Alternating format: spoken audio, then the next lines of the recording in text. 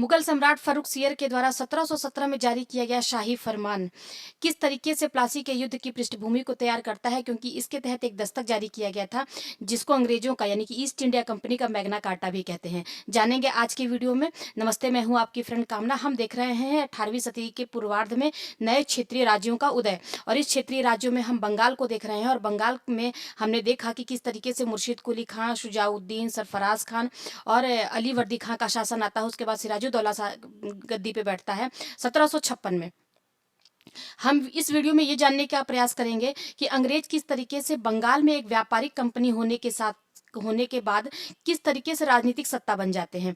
आज की वीडियो में देखते हैं इन चीज़ों को। सिराजुद्दौला 1756 में नवाब बनता है, और नवाब बनने के साथ ही वो बहुत ही जोशीला, समझदार और बहुत ही जल्दी गुस्सा होने वाला व्यक्ति रहता है।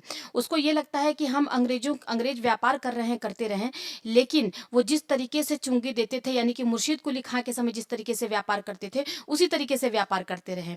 वहीं हम देखते हैं कि बंगाल में ईस्ट इंडिया कंपनी और फ्रांसीसियों के बीच में भी आपस में युद्ध की स्थिति बनी हुई है, क्योंकि इसके पहले वो मद्रास में कर्नाटक का युद्ध लड़ चुके हैं और वहां पर अंग्रेज जीत चुके हैं। कर्नाटक के युद्ध को हम अगली वीडियो में पढ़ेंगे। तो ये कुछ चीज़ों को हम आज पृष्ठभूमि को देखेंगे।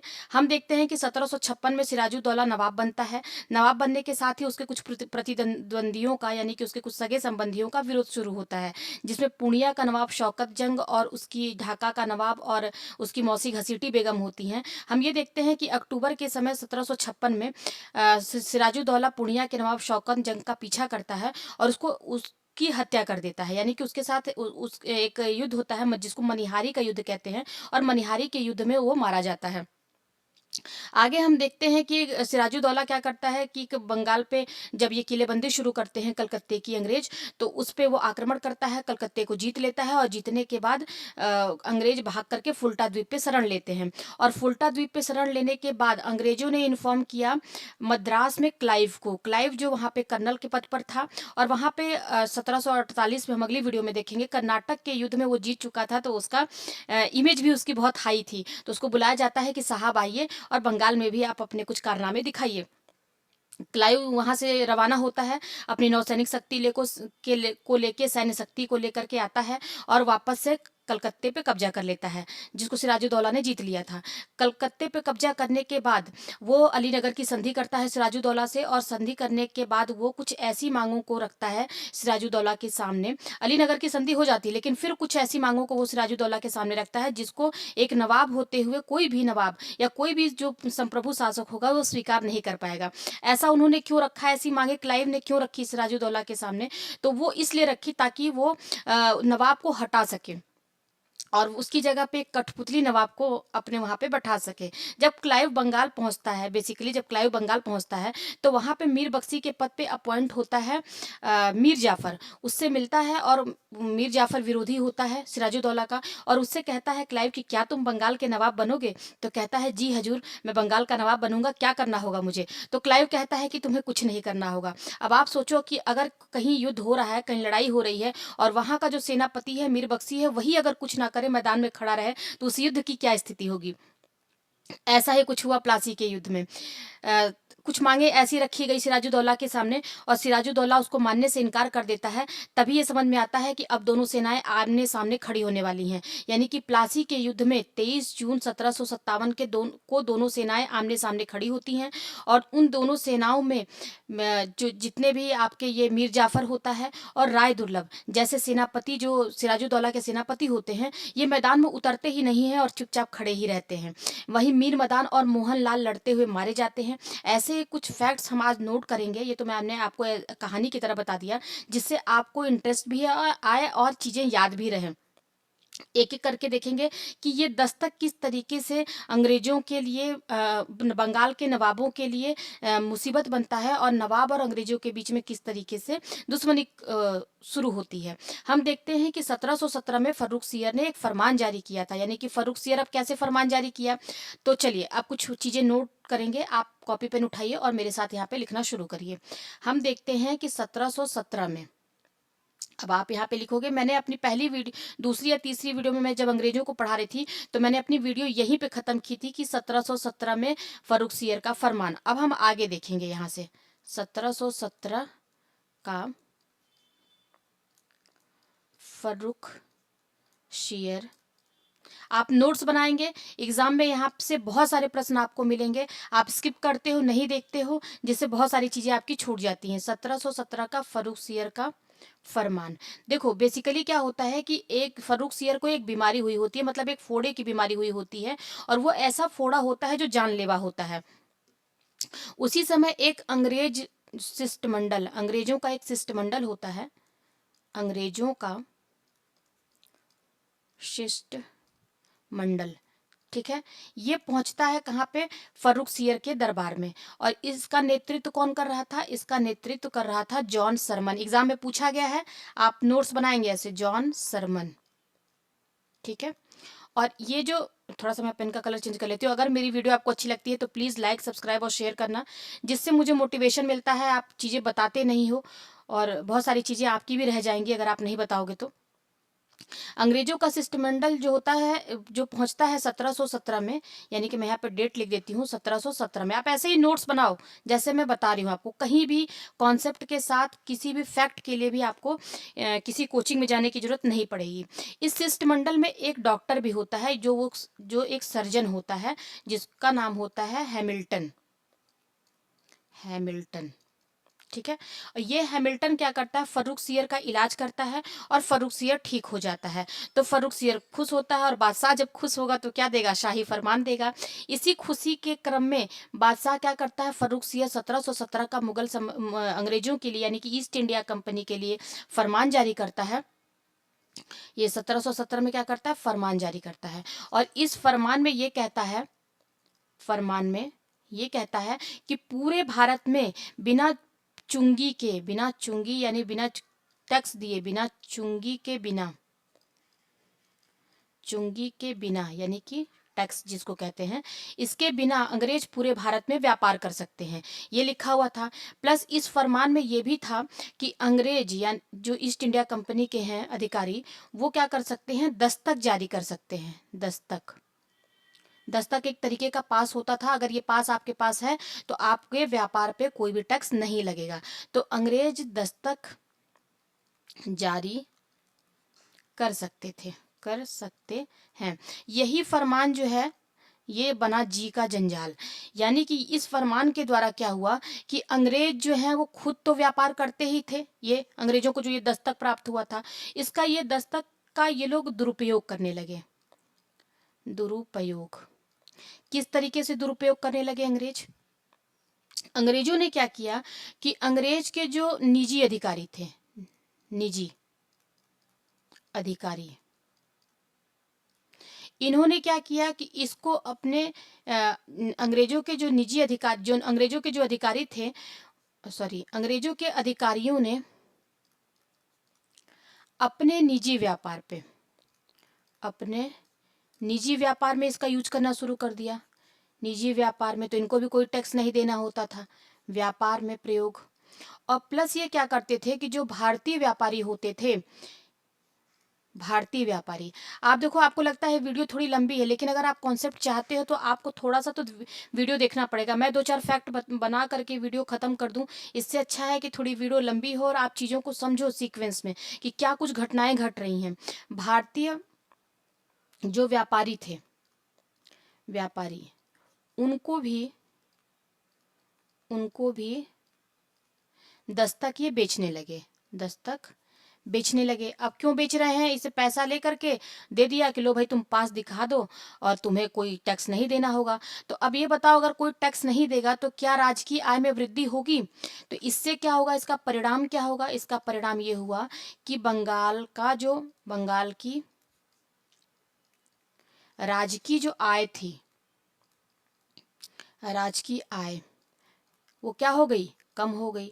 इतना तो इन लोगों ने किया ही, इसके अलावा ये तो फरमान की बात हो गई कि अंग्रेजों ने इस फरमान का कैसे दुरुपयोग किया। तब तक हमने पढ़ा था कि कलकत्ते पर अंग्रेजों का अधिकार हो चुका था, ये आपने पढ़ा था।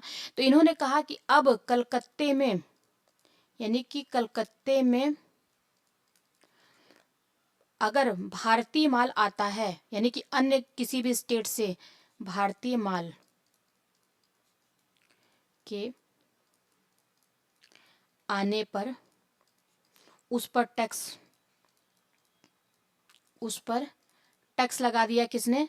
ईस्ट इंडिया कंपनी के अधिकारियों ने। अब देखिए, अपने ही देश में सामान बिकने जा रहा है कलकत्ते में, क्योंकि कलकत्ते पे उनका अधिकार है, तो उस पर टैक्स ले रहे हैं। तो सिराजुद्दौला को लगता है कि यार बंगाल की जो आय खत्म हो रही है और ये दस्तक का गलत उपयोग कर रहे हैं।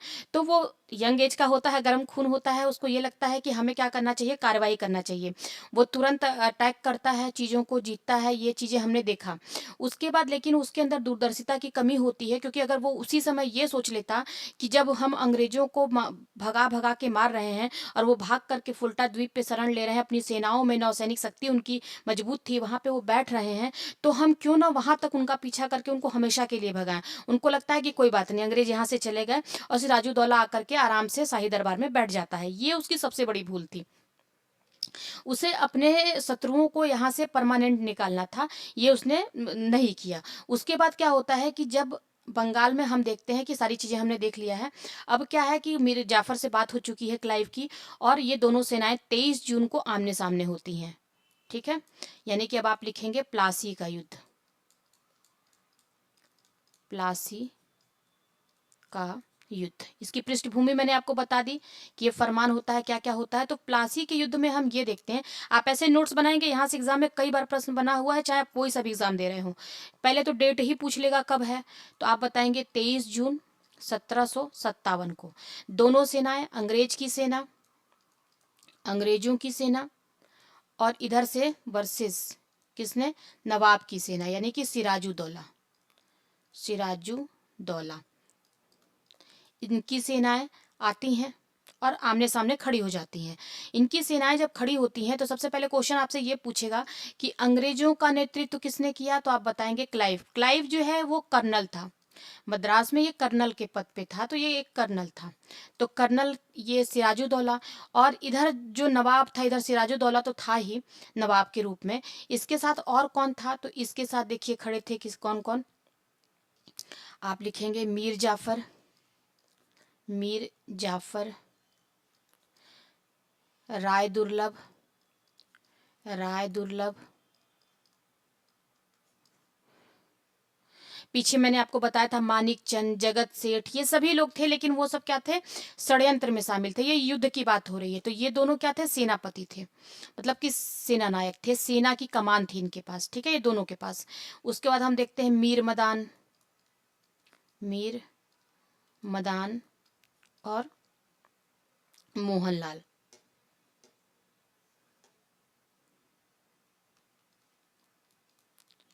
मोहन लाल, ठीक है। अब देखिए, लड़ाई हो रही है, युद्ध शुरू हुआ, लेकिन ये जो दोनों व्यक्ति थे, ये युद्ध में उतरे ही नहीं। युद्ध यानी कि मैदान में ये खड़े ही रह गए, क्योंकि इन्होंने क्या कहा था क्लाइव ने कि तुम्हें कुछ नहीं करना है।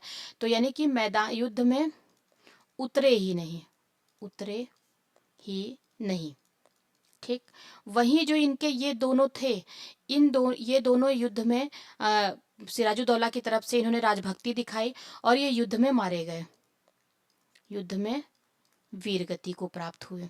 वीरगति, कहा जाता है कि जो प्लासी का युद्ध था, ये कोई खुला युद्ध नहीं था, ये एक षड्यंत्र था। आप अगर मेंस की तैयारी कर रहे हो तो उसमें भी ये पॉइंट डाल सकते हो या लिख सकते हो, मैं आगे आपको बता दूंगी, अगर चाहते हो तो लिख लो कि प्लासी का युद्ध कोई खुला युद्ध नहीं था, बल्कि ये विश्वासघात का एक परिणाम था। इसमें क्या होता है कि ये कैसे विश्वासघात का युद्ध परिणाम था, आप इसको लिख लो, मैं लिख ही देती हूँ। प्लासी का युद्ध, प्लासी का युद्ध एक खुला युद्ध नहीं। क्या ये स्टेटमेंट सही है? इस तरीके से भी प्रश्न आपसे पूछ सकता है एग्जाम में। तो प्लासी का युद्ध एक खुला युद्ध न होकर विश्वास घात का परिणाम था। कैसे परिणाम था ये विश्वासघात का?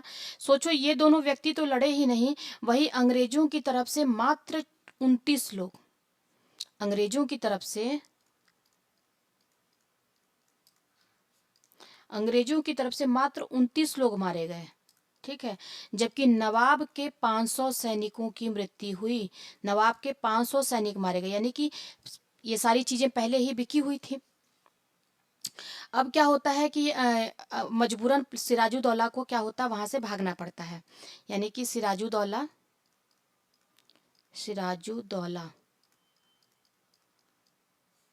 को भागना पड़ता है। और ये भागता है, भागते भागते क्या होता है कि मीर जाफर का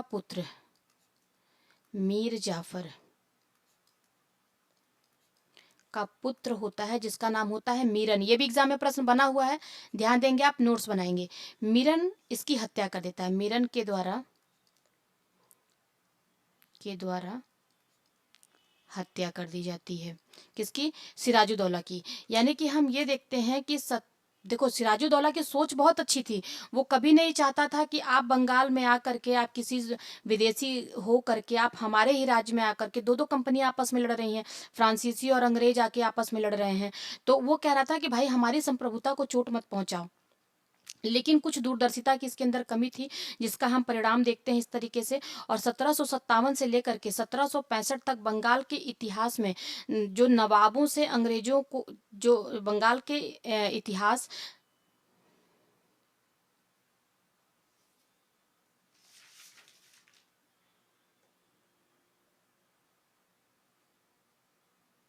थोड़ा कुछ एरर है, परेशान होने की जरूरत नहीं है, सही है।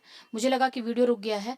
हम ये देखेंगे कि 1757 से लेकर के 1765 तक जो बंगाल का इतिहास है, उसमें नवाब और अंग्रेजों के बीच में जो युद्ध हुआ, जो परिणाम हुए, जो मतभेद हुआ, वो किस तरीके से अंग्रेजों को राजनीतिक शक्ति के रूप में रूपांतरित करता है। इसके बाद संधि तो हो ही चुकी है क्लाइव की मीर जाफर के साथ, और मीर जाफर अब अगला नवाब बनता है, जिसको हम देखेंगे अगले वीडियो में कि मीर जाफर से ही बहुत जल्दी परेशान हो जाते हैं अंग्रेज, और फिर मीर कासिम से पूछते हैं कि क्या तुम बंगाल के अगले नवाब बनोगे? तो वो पूछता है हुजूर क्या करना होगा? तो फिर क्लाइव दोहराता है कि कुछ नहीं करना होगा। ये हम देखेंगे अगली वीडियो में, और देखेंगे कि किस तरीके से बक्सर की संधि हुई, क्या कुछ हुआ। अगर मेरी वीडियो आपको अच्छी लगती है तो प्लीज़ लाइक, सब्सक्राइब और शेयर करना। मिलते हैं नेक्स्ट वीडियो में, तब तक के लिए बाय।